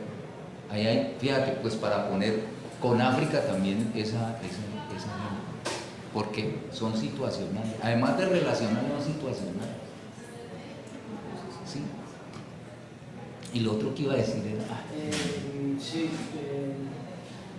que iba junto con es este. interesante además, pero se cayó. Bueno, Sí, sí. bueno. ¿Qué era? Lo de lo militar. Bueno. Lo de lo militar, ¿no? Entonces, uno diría que la historia de las conquistas intraeuropeas tienen una dinámica que a mi modo de ver, ¿me recuerdas tu nombre? Antonio, a mi modo de ver, Antonio, no serían comparables de la manera como lo has hecho, pues podríamos tener más fino el asunto para mirar la complejidad. Ojo, porque es que con la presencia de Europa en América está llegando el capitalismo naciente que se va a ir desarrollando y nos pone en la ruta de que nosotros desarrollamos un capitalismo extractivista, que en eso estamos. No hemos salido de él. En 500 años, Antonio, no hemos salido de él. Y los gobiernos contemporáneos siguen reafirmando el capitalismo extractivista que nos llegó. Con la conquista nos llegó un capitalismo extractivista. Que es bien interesante porque lo otro que habría que mirar de lo que tú encuentras en Colombia, Antonio, con eso de las verdades y todo eso, es que miráramos las narrativas de la educación, para que entonces tú miraras en la educación oficial qué es lo que se le sigue enseñando a los niños y las niñas hoy en día, con relación a todos esos procesos. Y ahí sí que yo no veo asuntos relacionales, ¿cierto? Ahí sí que yo veo, claro, porque es que en la constitución del Estado-Nación colombiano lo que se hace es expulsar a un imperio y el criollato nuestro, que eran las élites nuestras, que hicieron su independencia, y la independencia del criollato nuestro no era la misma que lo que estaban aspirando los indígenas y lo que estaban aspirando los negros, pero que sí los funcionalizaron en favor de un proyecto de Estado-Nación que no era el mismo para otras comunidades. Ahí viene el problema de la otredad. Y reproducen la pirámide de clasificación social de la colonia, es decir, reproducieron la estructura colonial, ¿cierto?, de aquellos que expulsaron. Eso se sigue enseñando como verdad. Se sigue, Antonio, enseñando como verdad. Esa fue la verdad. Y creo que ahí hay muchos problemas que podríamos mirar, digamos, más despacio, y que tú vas a ir mirando, Antonio, en tu estadía acá en Colombia, y que ojalá sea largo, ¿cierto?, para poder mirar en la educación lo que ha circulado históricamente. Ojo con lo que voy a decir, en la construcción de una identidad nacional, porque el proyecto de construcción de identidad nacional se hizo sobre la base de la borradura de las diferencias. Y no es el mestizaje biológico, sino la narrativa ideológica del mestizaje lo que va a hacer que esto sea una nación mestiza. Por eso es que en 1991, no nos olvidemos que en 1991 nos regía la Constitución de 1886, con todo el aparataje ideológico del mestizaje. Claro, ahí no cabían esas otredades. Por eso yo empecé hablando por la otredad, porque es que la construcción de la diferencia en este lugar del mundo se dio sobre la base de la explotación, de la opresión, de la racialización. Así se construyó la otredad. Entonces, si de algo tendríamos que, siguiendo por ejemplo la ruta del viejo Duce, si algo nos tendríamos que liberar, es de esa construcción problemática de la otredad, ¿cierto? Porque cuando él dice que cuando el otro se me revela, él dice que el otro es una epifanía, mi mundo se estremece, ahí es donde yo pongo entre paréntesis el problema de los reconocimientos, que reconocemos lo que todavía no hemos conocido. Fíjense, voy a poner otro ejemplo. Yo no sé, Antonio, si te estés respondiendo, pero igual, sí, no, ¿cierto? Yo voy hablando. ¿Ya? Acá tenemos otra pregunta. Sí, antes de que me digan por qué no te callas, ¿no? Que eso fue una frase famosa. Una frase famosa. No tienen todo el derecho a decirlo. Buenas tardes, Sí. doctor Albán. Bueno, yo no sé si tengo un pensamiento complejo o desordenado, entonces 4 segundos, ¿cierto? Pues me parece muy valioso que esta sea la primera cátedra de la segunda cohorte, precisamente por lo que usted está proponiendo de incomodarnos, de tratar de ir en otros sentidos al que usualmente nos han acostumbrado o disciplinado. Yo tengo una formación profesional bien curiosa, soy administradora ambiental, hice una maestría en estudios culturales y ahora estoy haciendo un doctorado en ciencias sociales, entonces todo el tiempo siento que me desestabiliza en donde me meto. Y estoy trabajando con feminismo crítico, mi tesis de doctorado. Entonces, hay una de las cuestiones que todo el tiempo me está taladrando y por la cual no puedo avanzar muchas veces, es cómo diablos establece uno ese diálogo con lo que se supone que es otro, pero que finalmente no es otro, porque también hace parte de lo que uno es, porque hemos crecido, hemos sido socializados, como queramos poner, en esa idea del binarismo, de que uno es esto y toma distancia de lo otro. Y ahí, pues, a mí me gusta mucho una propuesta que hace el feminismo crítico, que es precisamente esa de reconocerse, de reconocer el colonialista, si se quiere, que uno lleva adentro. Y en ese reconocimiento ser honesto con el otro, decirle, mira, yo estoy hablando desde esta posición, esto soy yo, vengo con esta intención, traigo una, o sea, todos estamos aquí porque nos interesa la academia, nos interesa la investigación, y la academia nos impone unas reglas. Una de ellas es la validación del conocimiento, entonces sí, muy bonito. La investigación, acción, participación te propone ir y trabajar con la comunidad en un diálogo aparentemente horizontal. ¿Qué tan horizontal es ese diálogo? ¿Qué tan cierto es? O sea, tú llegas como, llegas vacío, llegas sin ningún conocimiento a trabajar con una comunidad o a trabajar con un grupo de personas, llegas a hablarles desde dónde, a proponerles qué, cuál va a ser su papel en la investigación. Son sujetos del conocimiento, son sujetos a los que vamos a conocer. Entonces esos descentramientos todo el tiempo, es intentar trabajar desde ahí. Finalmente es muy complejo y no, o sea, creo que lo que está a nuestro alcance, por lo menos el mío, es esa parte de ser muy honesto, de no pretender ser imparcial, de ser claros en las posturas políticas que se tienen. Un poco lo que hizo Antonio cuando nos dice es que yo vengo desde Europa, nunca he vivido fuera, nunca he estudiado fuera de Europa y desde aquí estoy leyendo esta realidad. Eso nos permite interpretarlo también con honestidad, pero si nos pretendemos atrapar como que si él intenta venir a presentarse aquí como un pensador latinoamericano que viene de Europa, pues ya nos empieza también a dificultar el diálogo, la transparencia en ese diálogo. Entonces creo que es una invitación muy interesante la que usted hace en cuanto a, pues, a incomodarnos un poco, y a mí por ejemplo me incomoda cada vez más el tema del prefijo re en todo. Y qué pena con lo de la reexistencia, pero es que, por ejemplo, yo podría hablar de resignificar. Y un principio del feminismo es precisamente empezar a interpelarse todo el tiempo, a criticarse. Y cuando hablamos de resignificar, de alguna manera estamos hablando como de un post, como de algo que viene después. Entonces tiene otro nivel de ese conocimiento que es primario. Entonces, ¿por qué no hablamos de existir? ¿Por qué no hablamos de significar? ¿Por qué no hablamos horizontalmente? Porque pensando en lo que decía Chakrabarti, ¿quién hablará en nombre de los pasados indios? Cuando dices que en Occidente se hace historia y lo que hay en lo que no es Occidente son mitos, son leyendas, cosmogonías. ¿Por qué no es conocimiento? ¿Por qué no es historia? ¿Por qué lo tenemos que semantizar de otra forma? Es como mi pregunta. Bueno, ¿por dónde empiezo ahí? Bueno, uno, porque Antonio, yo no le tengo temor a la subjetividad, ¿cierto? Y desde ahí se puede conversar. Yo creo que hay que darle vacaciones a la racionalidad así pura y dura, porque me quedo de pedacito.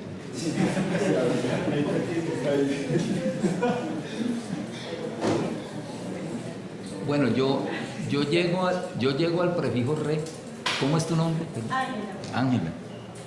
Yo llego al prefijo re después de mirar un año de documentos de la colonia en el Archivo Central del Cauca. Y lo que me voy dando cuenta es que esos negros, voy a hablar en términos de la colonia, no en términos políticos del presente, esos negros esclavos, que en términos políticos contemporáneos decimos esclavizados, ¿cierto? Esos negros esclavos se estaban inventando una vida que no era propiamente la que el Estado colonial estaba determinando para ellos, ¿cierto?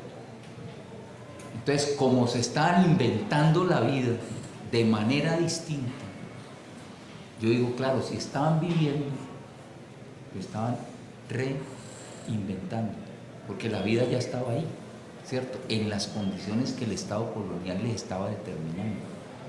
Entonces, a partir de ellos yo digo, no, entonces ellos estaban no existiendo, porque la existencia la determinaba el Estado colonial, sino reexistiendo, es decir, inventándose una vida por fuera de los márgenes establecidos por el Estado colonial. Bueno, las religiones nos van mostrando eso, por ejemplo, y las estrategias que fueron construyendo, ¿cierto?, para cantarle a una deidad con la representación de un santo católico, en esto que se ha llamado la santería o el candomblé, bueno, para poner uno de los tantos ejemplos. Entonces, digamos que el rey llegó por allí, pero igual si alguien no se lo quiere colocar, eso no es problema, ¿cierto? Eso se lo quitamos. A mí me hace sentido todavía eso porque es una reinvención, ¿cierto? No es solamente la invención, sino una reinvención. Una vida que se está construyendo. Y por otro lado, porque no era solamente, digamos, el resistir, sino reexistir. No era tan solo enfrentarse al poder para contener el ejercicio de poder, que sería la resistencia, ¿cierto? Resistir, sino que era proponerse una vida más allá de esa adversidad. Digamos que leyendo documentos de la colonia es que yo voy llegando, digamos, a colocarle ese prefijo al asunto. Puede que no haga mucho sentido, ¿cierto? Yo lo he nombrado así hasta ahora y bueno, por ahí voy, digamos, como intentando cada vez más como configurar esa palabreja, digamos, en esa articulación entre el prefijo porque digamos que yo también voy llegando a la conclusión, yo hago mi tesis doctoral en gastronomía, transformaciones gastronómicas en el Valle del Patía, y en el capítulo de la colonia yo miro el sistema alimentario de la colonia en las haciendas para esos negros esclavos. Entonces yo llego a la conclusión, pues, de esas obviedades, Ángela, que yo decía al comienzo, que es cierto, que yo me voy preguntando, de que existir era mucho más que estar vivo. Porque a ellos le daban melaza, sal, un almud de plátano y de vez en cuando, a veces una vez al mes, una ración de carne. Es decir, que daban energéticos y carbohidratos. ¿Por qué? Porque eran máquinas de producción. Lo que necesitaba era que ellos tuvieran la energía suficiente para trabajar 16 horas en esas haciendas, ¿cierto?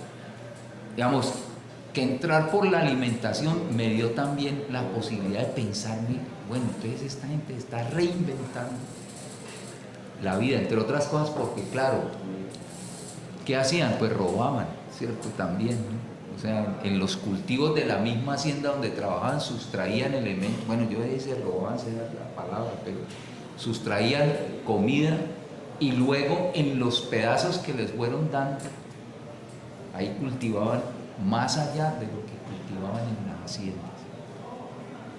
Yo podría seguir ahí más largo hablando del siglo XVIII de lo que vi, ¿cierto?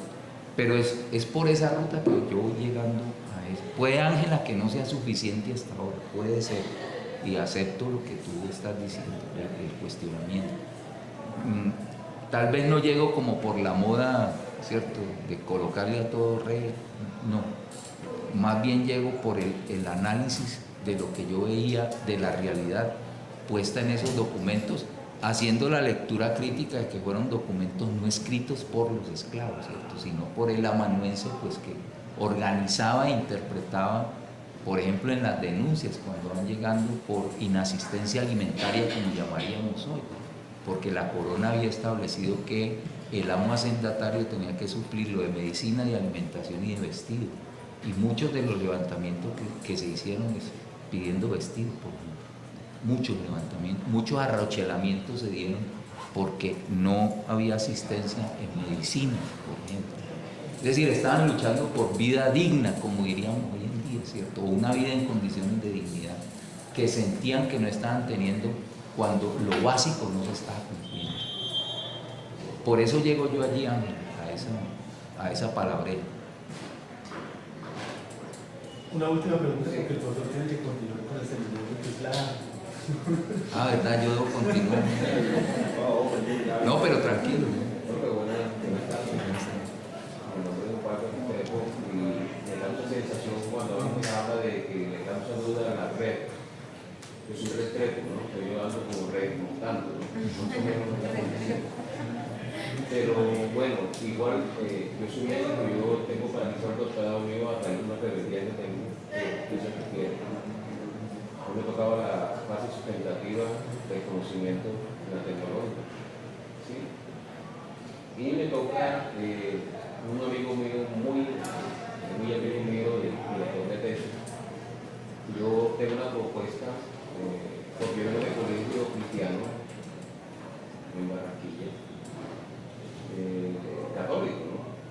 Y ahí entro al choque de la Universidad de Caldas, donde se me transforma en un revolucionario, de la piedra y todo. Y yo siempre me ha quedado la duda del conocimiento de Jesús de Nazaret, pero no como la condición religiosa, sino como la paradoja educativa metafórica que él hacía para educar. Y como yo estoy en un doctorado que es educación, entonces entendieron que no había director de tesis. ¿Sí? Entonces tuve que cambiar la tesis por la propuesta del director de tesis mío. Entonces, hasta cuando cuando uno voy a hablar a mi director de tesis, muy amigo mío, somos muy amigos, no desde ahora, sino desde antes. Yo soy médico, yo lo atendía a él en Manizales. ¿Sí? Bueno, tuvimos un gran acercamiento con su pensamiento, ¿no? Pero cuando estamos en una discusión de tesis, hay imposiciones. Entonces no hay la creatividad de los paradigmas míos que usted está nombrando, esos son paradigmas, ¿no? O sea, entonces hay una condición de guerra que es de poder, probablemente, en donde usted se meta. Dicen, no, la gran resistencia bacteriana, ¿sí? ¿Cómo se maneja? ¿Sí? O sea, entonces la salvaguardarse de la bacteria, que somos nosotros que hemos venido invadiéndolos y jodiéndolos a través de sustancias químicas que ellos vienen defendiéndose desde hace rato. Entonces eso se llama resistencia bacteriana. Y cada día, por el poder monopólico de la cadena farmacéutica, están creando situaciones más complejas y mucho más costosas. Los medicamentos más económicos que pueden resolver problemas han desaparecido. Acaban de desaparecer el Novacital, que vale una tabletita 100 pesos, a ponerle una a la nueva, que vale por favor 4.800 una tableta. O sea, el problema de la hegemonía y el problema de la conducta de crear nuevos paradigmas está subjetivamente al poder. ¿Sí? La pregunta es, ¿hacia dónde vamos si el crecimiento está en otro poder para poder estar fuera del lugar? Porque si fuera del lugar significa prisión, soledad, aislamiento. ¿A dónde vamos? Y si estamos fuera del lugar y hacemos lo que queremos, pues nos invalidan. Es muy complejo entonces. Entonces la propuesta es, usted está preguntando qué hacer. Yo tengo paralizado el doctorado por eso. No entiendo, o sea, no sé qué hacer. Si es importante terminar el doctorado para tener conocimiento del sistema que dice uno, ¿para qué? Si los cargos están sujetos, como dice Pablo Leandro, están tomados. ¿Sí? Y si usted ve el discurso de nosotros, es un discurso imitado de la metodología doctoral. Referencias aquí, referencias allá. Pero nuestro pueblo, que tiene un gran conocimiento empírico, desaparece. Entonces es muy complejo poder salirse de los lugares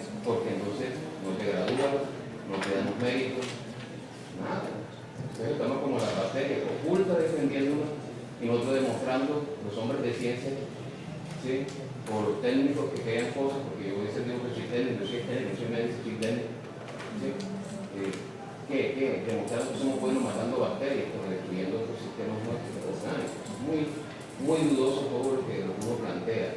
Y le digo, esas preguntas que usted tiene, yo las tengo planteadas también, y no es que me identifique con usted, no, nos hemos encontrado, como dice Miguel, en los horizontes humanos, en condiciones de, bueno, de qué vamos a hacer con estos horizontes. Bueno, ahí, Ángela, creo que tú hablabas también del diálogo, ¿cierto? Eso fue... Estaba recordando, qué pena, ya converso sobre lo que tú decías. Porque es que me hacía recordar que Freire decía que lo primero que hay que hacer es hacer conciencia de cuál es el lugar de uno, ¿cierto? ¿Cuál es el lugar de enunciación? Para poder entrar a dialogar con otro lugar de enunciación que no necesariamente es el mío, ¿cierto? Yo difiero respetuosamente de la postura de Antonio, por ejemplo, ¿cierto? Y eso no impide, digamos, la posibilidad de conversar, ¿cierto? ¿No? Yo creo que antes ese diferir nos puede llevar inclusive a reflexionar mucho más profundamente, a hilar más fino en la conversación. Entonces yo creo que un primer elemento es uno hacer conciencia de, bueno, ¿cómo es que estoy constituido? Por eso quizá gran parte de mi conversación tuvo que ver más con preguntas que nos tenemos que hacer a nosotros mismos, ¿cierto? Es decir, ¿yo desde dónde es que voy a conversar? Y soy consciente desde dónde voy a conversar. Porque el problema para mí es la inconsciencia, ¿sí me entiendes? Es decir, no reflexionar sobre la vida. Para mí hoy en día la pedagogía, ¿qué es, Ángela? La pedagogía es una reflexión sobre la vida. Sobre la vida. Y fíjate, eso estaría más allá de los escenarios educativos. Es una reflexión sobre la vida. Porque hay una manera de existir o muchas maneras de existir, ¿cierto? Ya, muchas maneras de existir. Entonces, reflexionamos realmente sobre nuestra propia vida, es decir, estamos viviendo una vida plenamente consciente, si es que se puede alcanzar la plenitud de la conciencia frente a la propia existencia. Es una pregunta que tengo. Un poco en la otra parte que tú trabajabas, bueno, ¿será posible el diálogo? ¿Cómo pueden ser las condiciones de diálogo? Yo creo que eso tiene que ser una construcción, ¿cierto? Una construcción que pasa justamente por enunciar los lugares de enunciación, si es que la redundancia es válida, ¿cierto? Para poder entonces tener conciencia desde dónde estoy hablando yo y desde dónde está hablando la otra persona, ¿cierto? Yo creo que para mí, más que el reconocimiento, es el respeto. Porque desde el 91 para acá hemos reconocido muchas cosas y respetando muchas cosas. El reconocimiento puede haber sido necesario, pero no es suficiente si no hay respeto. No sé si alcance a responder tu inquietud, pero bueno, yo voy a estar aquí hasta el domingo, entonces nos podemos encontrar por fuera de este espacio y seguir conversando. Yo creo que no es fácil el asunto, claro, no es fácil. Yo lo primero que diría es que una tesis es mi tesis, no la de mi director. Voy a contar esta anécdota de la defensa de mi tesis, ¿cierto, doctoral? En Quito. Yo llego porque me han citado a defender la tesis. Entonces yo decía, bueno, para mí la risa siempre ha sido un elemento fundamental en mi existencia, ¿cierto? O sea, si uno no se ríe, la existencia para mí es como dudosa. Entonces yo dije, si yo no hago reír el jurado me traga a mí. Entonces lo primero que yo dije es, yo no sé qué es lo que ha hecho mi tesis, que me ha tocado que venir a defenderla. Porque claro, yo vengo de Colombia en ese momento, ¿cierto? Que estaba tan problemática la situación en Colombia, un gobierno emproblemado con el gobierno ecuatoriano. Entonces yo dije, yo no sé qué es lo que ha hecho mi tesis, que me toca que venir a defenderla. Entonces ya el jurado se sonrió por allí, ¿cierto? Entonces yo dije, ahora sí es mío. Yo les dije, porque yo lo que he hecho en los últimos 5 años es comerme mi tesis, porque había hecho una tesis en gastronomía. ¿Cómo es tu nombre? Osvaldo. ¿Qué había llevado yo allá? Mujeres cocineras del Valle del Chota, que mientras yo estaba hablando estaban cocinando. Claro, el jurado estaba incómodo porque eso olía a comida, ¿cierto? Pero tal vez la incomodidad no era porque oliera a comida, sino porque queríamos comer, ¿cierto? Porque eso olía tan rico que uno lo que quería era comer. Descentrarse no es fácil, ¿cierto? Cómo desmarcarse no es fácil porque es un acto de desgarramiento y eso es doloroso. Es decir, salir de la zona de confort es absolutamente doloroso, ¿cierto? Y no es que uno niegue las verdades, no, es que uno las pone entre paréntesis las verdades, porque las verdades son relativas, ¿cierto? Lo que es verdad en este contexto a 3 kilómetros puede que no lo sea, y encontramos comunidades tan distintas a 1 kilómetro de distancia que uno a veces no logra entender cómo pueden ser tan distintas a 1 kilómetro de distancia. Eso no es fácil, Osvaldo, pero las tesis para mí, puedo estar equivocado, son de quien las está haciendo, no de quien las está dirigiendo. Y eso hay que defenderlo. A mí me parece que eso hay que defenderlo, ¿cierto? Que cuesta, claro que cuesta. Puede costar la marginalidad, puede costar ejercicios de poder, pero yo invitaría a persistir, ¿cierto? Porque tú has invertido tiempo, esfuerzo en construir algo que a ti te interesa y que seguramente le interesa a mucha más gente. ¿Qué hacer? Cambie de director. Y eso es un derecho que tienen los estudiantes, ¿cierto? ¿Por qué? Porque es que uno no puede tener de director a alguien que le esté imponiendo su visión frente a lo que uno quiere hacer, ¿cierto? Porque renunciar a lo que uno quiere hacer, eso sí sería negarse a uno mismo. Y yo creo que uno no entró a estudiar para irse a negar, al final, no. Y el grado no nos lo van a dar porque nos negamos. Sería muy triste recibir un grado doctoral como producto de la autonegación. No, bueno, no puede ser posible, ¿cierto? Entonces, trabaja en lo que quieres hacer. Eso no es fácil, pero hay que lucharlo. Es decir, nadie dijo que esto era fácil, pero no lo tenemos que luchar, no lo tenemos que guerrear. De otra manera, estaríamos inclusive con la autonegación legitimando las estructuras de poder vertical, ¿cierto? Y del sometimiento epistémico. Y creo que no, Boaventura lo ha hecho hasta el cansancio, necesitamos justicia epistémica, ¿cierto? Y tú estás reclamando eso, ¿cierto? Justicia epistémica, lo que tú quieres hacer es lo que tú quieres hacer, no lo que otra persona está determinando que deberías hacer o que debes hacer para graduarte. La otra parte de lo que tú dices, ¿cierto? ¿Me gradúo o no me gradúo? Pues para conocer uno no necesita ir a la universidad, de eso ya estoy convencido yo absolutamente, ¿cierto? Yo hoy en día hago, y con esto concluyo la conversa con Osvaldo, yo hoy en día hago una diferencia entre el conocimiento y la sabiduría. Y yo cada día me voy encontrando más en el mundo de sentido de la gente, muchos sabios.